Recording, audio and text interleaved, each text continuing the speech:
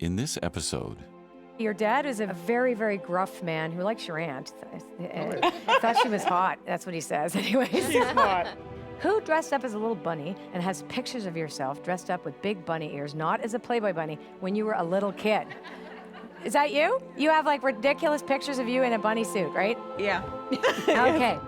Could this be Lawrence's father? It could be. And are they alcoholics? I wouldn't be able to answer that. Yeah. Well, they're British, so. No.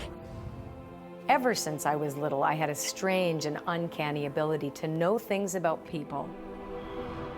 But when I was 19, I was the victim of violence, and I had a really strange out-of-body experience.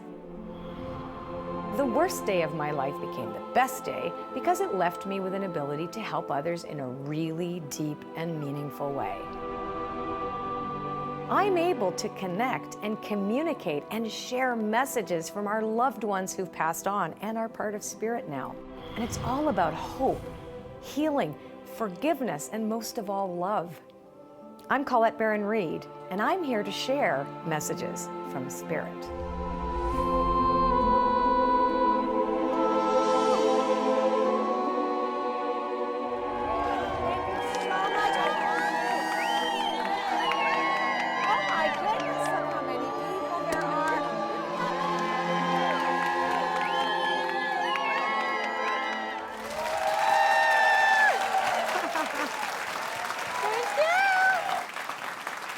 Somebody, actually, I'm wondering if this gentleman, are you a couple? You are, okay, good. Do you have a Fred in your family background? Or do you have a Fred in your family background? Me. Oh, you're Fred, okay. Okay, you have it more than your family background. You are Fred. Okay, so you guys are married, is this correct? No. Have you thought about getting married? Yes. Good. Well, I hope you're thinking more than getting married because you should be married because I'm seeing this big, giant pink light, and not because you're wearing a pink jacket, but so I suggest you ask her now because before you, because I want to say, she's going to say yes, and that's my prediction. And so, I already know that. yeah. But I will say what's interesting about the two of you, because I got Fred, I got the name Fred, which is yours, but I also got a sense of a lot of unfinished business, like either legal papers or whatever that are standing between you or that in some way need to be cleaned up. And that's to do with you, right? Yes. Yeah, it's to do with you, not so much with her. Okay. I am seeing that there is a lot of trouble around the law. So somebody's either trying to control it or not allow it. Or is this something that's happened already? It's happened already. This was in the past. Is this about 15 years ago? About We're that, about eh? 1999 then? Could this be a separate comment altogether? That I'm just seeing a random piece that something happened in 1999 between the two of you. What was it? We met. Thank you. Okay, so I understand this. I get it. It's unfinished, and also those legal papers have to happen in order for this thing to go to the next level. Okay, so I'm getting a lot of detail about what goes on around your life, which is very interesting. It tells me something about you, is that you actually don't like people to get to know you that deeply. That in fact, you're the one that helps other people all the time. You're the one that always goes to them. You're the healer for everybody. You pick up broken people. Now I love her. She's going like, yeah, that's totally right. So you're definitely the healer person that really is, you're the last person that gets his needs met. And I think I'm connecting to a mother energy from you. Is it so? Your mom has passed? My aunt. Your aunt, who was like a mother figure She for was you? like my was mother. your mom, right? Okay. She raised me in the summers. Okay, because it feels like she was more your mom in a way, more engaged with you, Yes. and she got to know you as a person, whereas your other mother wasn't as available to you. Okay, so your aunt mom is saying that she has done finally a healing for you that you've never had before. And so this woman here has actually given you the ability to trust that you can be open. True. Yes. So she's very edgy, this aunt of yours, right? She's like a wacky kind of personality in my head. Like I could see her swearing and smoking and playing canasta. Oh no, but not smacking me in the head all the time. Right, smacking, well, and so maybe not swearing and smoking, but you know what I'm saying? It's that kind of edgy personality, like, yeah. And so she is saying the same thing, like, hurry up, you take too long, right? You're just taking too long. She's saying that you're digging digging your heels in because you don't like hurting people. Or like you kind of like to put also things away and hope they'll just handle themselves. Yeah. And that is so not working for you. Okay, so. Coming up, Fred's father comes through to offer an apology. Your dad is a very, very gruff man who likes your aunt. Oh, yeah. I thought she was hot. That's what he says anyways.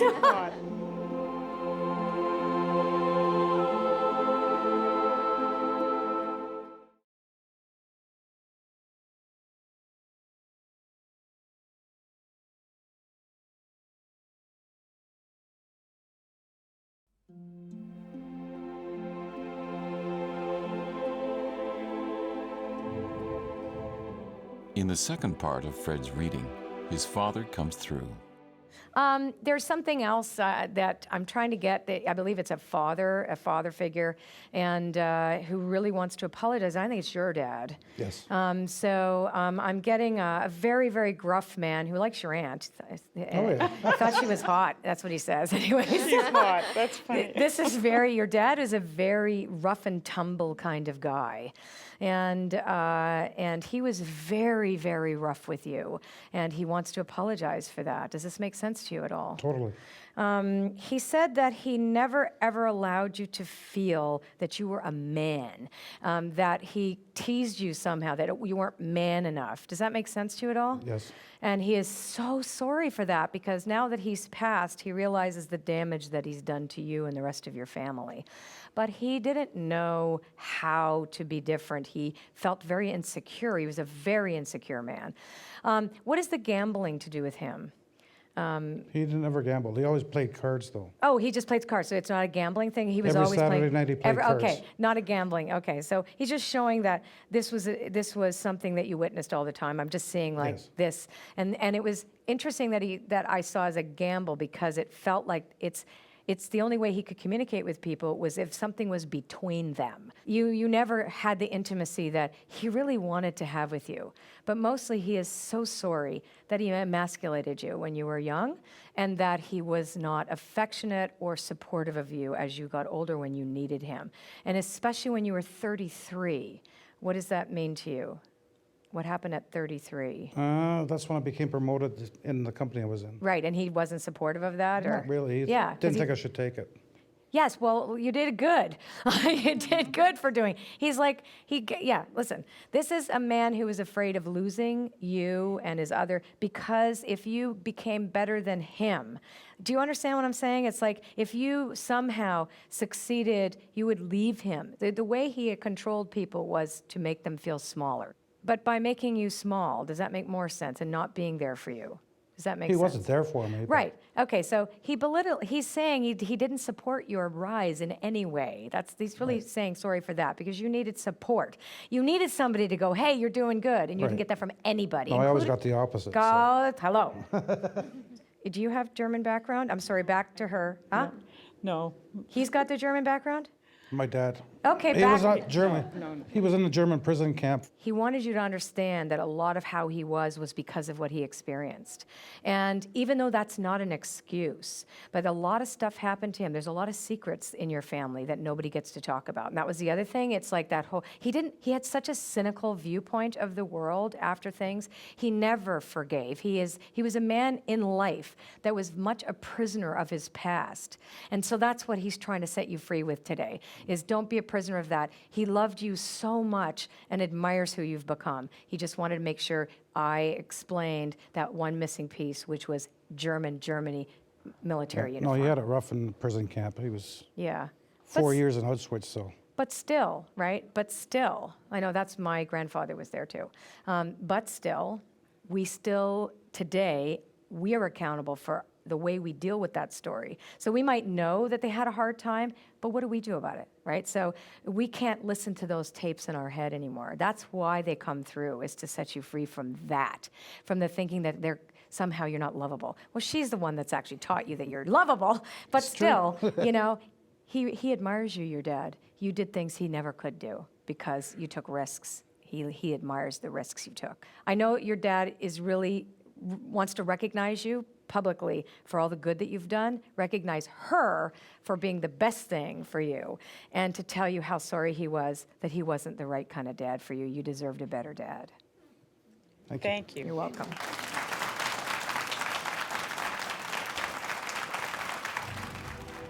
Well, I knew my dad always loved me, but I was never good enough. It was always, you don't know how to do that. You can't do that. You can't do that. You're not as, not that I wasn't good enough, but I felt like I'd never achieved what he wanted me to, that it was never good enough, really.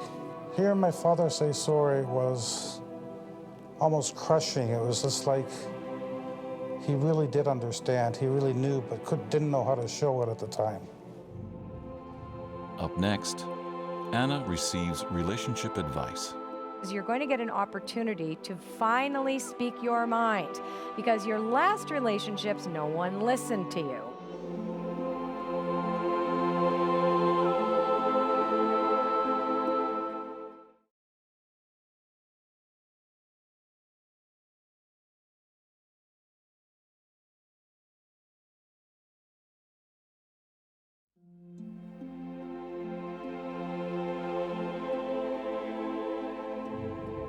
In this reading, Anna connects to her grandmother. Who dressed up as a little bunny and has pictures of yourself dressed up with big bunny ears, not as a Playboy bunny, when you were a little kid? Is that you? Yeah. You have like ridiculous pictures of you in a bunny suit, right? Yeah. Okay. And typically I will get a piece of information that is so odd that only one person in the section will identify with it. Yes. Okay. So I think I'm getting your mom. Maybe my grandmother. Okay, she's passed. Yeah. And I'm connecting to a separation, an ending, or divorce. So was that your parents, or I wonder if you're just the bunny ears and that somebody, I just want to say that. Yeah, So no. you didn't recently, nobody in your family, just separated, divorced, ended a relationship, whatever? The guy that I'm dating just like. Finishes divorce? Yes. Hello? Yeah. Excuse me? Yeah, but like. Okay. How was that? Not that, right? So I'm thinking separation, ending, a divorce. It's the So beginning now you stages can of be with dating. you. What? It's the beginning stages of dating. That's why. Okay, well, guess what? Yeah. I like him. So obviously Spirit does too, otherwise we wouldn't have picked that up around you, right? So if it's the beginning stages, you're going to get an opportunity to finally speak your mind, because your last relationships, no one listened to you. Kind You of. weren't heard. Yeah. Is this your friend? Yeah, so I'm right, right? Yeah, you're right. Totally right. Totally Okay. right. I'm not going to talk to her anymore. I'm just going to talk to you. Yeah. I'll answer for her. Yeah. So you're getting an opportunity to learn something right now, and not to give your power away in relationships. Right. Does that make That's sense true. to you? That's yes. just- Okay. there you go. Yeah. So because you tend to be really giving, you can Yes. give too fast, too quick, right? So Right. I'm glad this is in the early stages, and you'll see this in a few months. Yes. And you'll still be together, and you go, look what she predicted. But I really do think that this person's come into your life right now with baggage, Yes. which is, okay, lots Yeah. of baggage. Yeah. But it's good, because Yeah. you know what you're dealing with, Yeah. and you have matching bags. So you understand this, and you have an opportunity to set a boundary around this person's baggage. Okay. It's not yours. Do you see what I'm saying? So it's like, they're going to have to deal with that stuff Totally. instead of you dealing with everybody else's stuff, which is what you did in the past. So this is actually a really good guy, and I think he Yes. just got married too young. Yes. So I feel like this was a relationship that started too quickly, and he's a really good person, so he Yeah. doesn't want to hurt anybody, and he didn't want to end it when it should have been a long time ago. Yeah. So it will be much more amicable as time goes on. You just need to stay out of it. You're not his shrink. Totally. You aren't the yes, I know you're saying that now, but you've done that before. Okay. I see you. That's why I'm up here and you are in the audience. Yeah. Anyways, this is a really great opportunity for you, and I do think that it's leading you into something deep and meaningful. But the opportunity for you will be keep the boundaries set around that and be yourself. Yes. And you don't have to fix anybody. Don't have to work that hard. Okay. All right? Yeah. Okay, great. Thank you. Ever since I was a little girl, I've always just would put on random costumes. And I actually have the picture on my phone. And that my sister was back home visiting and found the picture of me in a bunny suit that I just did on a random day when I was like 10. I started dating this guy a number of months ago, maybe 4 months. The beginning stages, so we're basically been just traveling back and forth, seeing each other. He's from Ottawa, and it's part of the progression of the relationship is obviously him coming out of a marriage, and which she pointed out that there must be a divorce or something, which is actually he's going through right now, and he just signed the papers kind of ending everything. Still ahead, Yvette's grandfather comes through. Could this be Lawrence's father? It could be. And are they alcoholics? I wouldn't be able to answer that. Yeah. Well, they're British, so. No.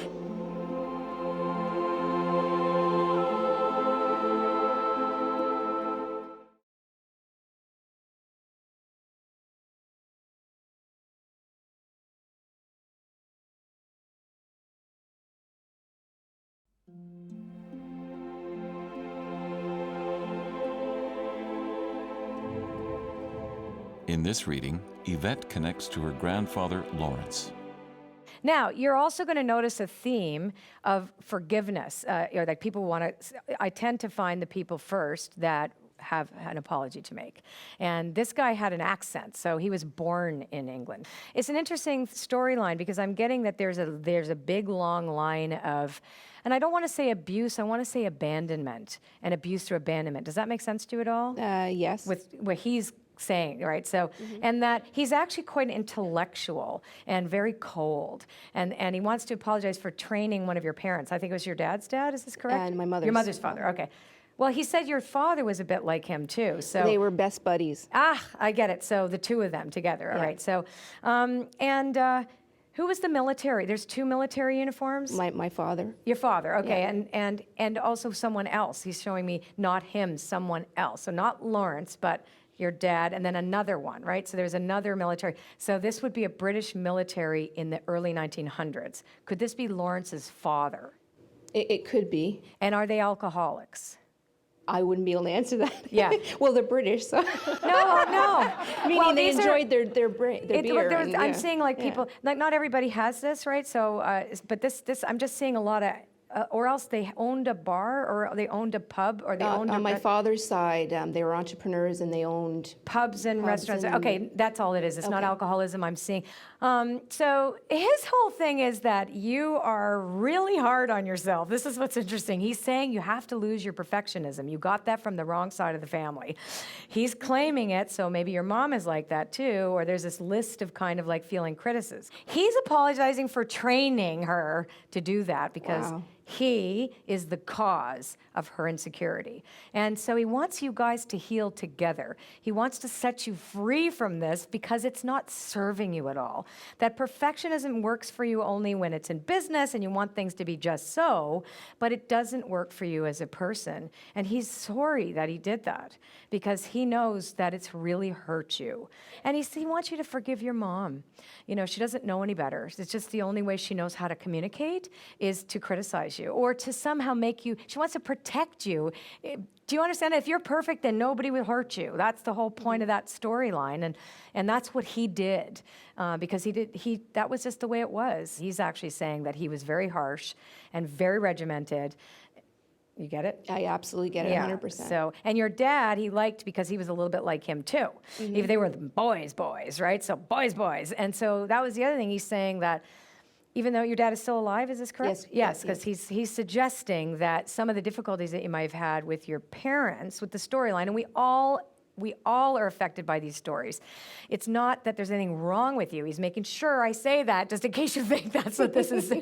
But it's the fact that, you know, your dad didn't know what to do with women, right? He was like boy's boy. He didn't know how to engage or have that dynamic of closeness that you so want and so wanted. He just is not equipped. They're much better now that they're older because they're softer and they don't have the same agendas anymore, but you still have the legacy and you're the one that keeps playing the tape. So that's what he wants you to stop playing from now on because it just hurts you in the end. And you are so lovable and they love you over there. Oh my God, you got so many angels, whether they're English or not. Thank you so much. And Lawrence says, you need more hugs. So would you please hug her? Thank you. Lawrence was my grandfather, and he was born and raised in England. They had 8 children. My mother was one of the youngest. He died in 1963, or when he was 63 years old, so I never had the opportunity to meet him. But I do hear stories. Him and my father ended up becoming good buddies and working in as an accounting agency. They work very closely together, so my dad often speaks of my grandfather as well as my mother. Getting a reading from Colette was very emotional for me and very powerful too, because some of the issues that she brought up that my grandfather spoke of were very personal to me, and I have a tendency to beat myself up and always wonder how I could be doing better. So it was really affirming for me to just be who I am, and it's okay. I communicate with loved ones who have passed in order to bring through their messages, because until we're willing to face our old stories, they'll continue to have power over us. Our loved ones want to make sure that we live our lives to the fullest. So until next time, I'm Colette Baron-Reid with messages from Spirit.